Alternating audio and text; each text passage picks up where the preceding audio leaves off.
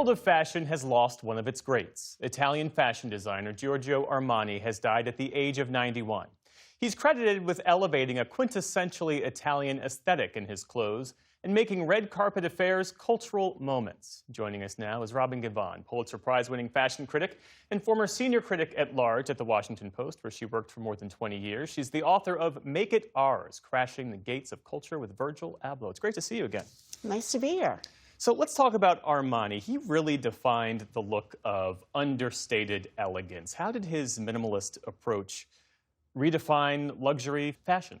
Well, I don't think we would have the vocabulary to really talk about what we now call quiet luxury without Armani. And, you know, what he really did was apply this, his sensibility for very streamlined, minimalist, neutral palette to both menswear and to women's. But first with the men's, where he really made an impact, where he just kind of took the stuffing, like literally and figuratively, out of men's suiting. He took out the sort of the inner structure and allowed the suit jackets to have this kind of ease and flow over the body. And, you know, it really started to kind of epitomize an era of self-made men and wealthy men.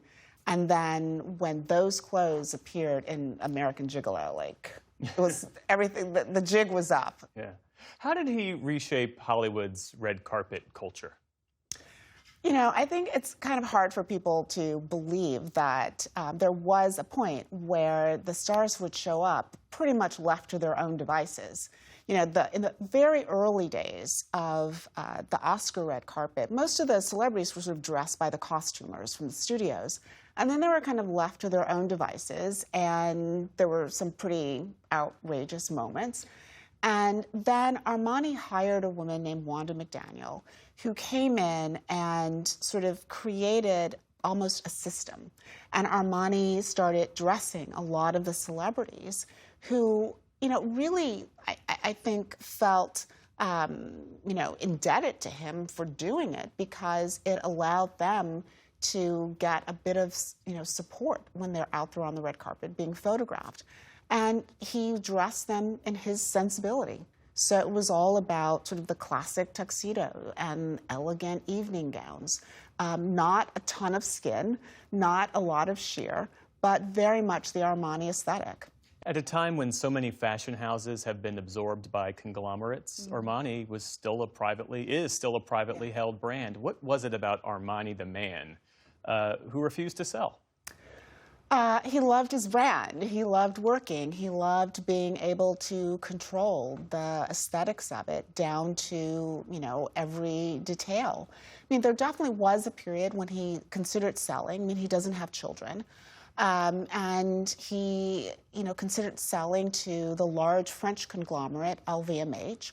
And sort of at the last minute, he decided that he couldn't do it because he really wanted to maintain the authority over sort of the destiny of the company. And, you know, it was a really attractive company to purchase because, you know, unlike a lot of the big fashion houses that make most of their money through accessories, shoes, handbags, fragrances, you know, all of those things, Armani was really a fashion house that sold clothing. And as odd as it sounds, like, that's pretty rare. Is that why Armani the brand has endured in this moment of fast fashion? I think that has something to do with it, but I also think it's because the brand had such a clear and distinct vision that it really represented the singular point of view of one person.